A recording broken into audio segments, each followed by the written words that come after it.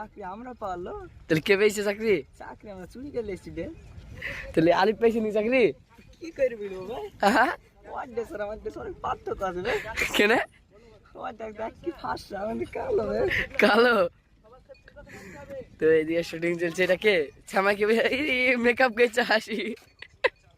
Selim makeup করছে দেখো। শুধু হাতে মেকআপ করা হয়।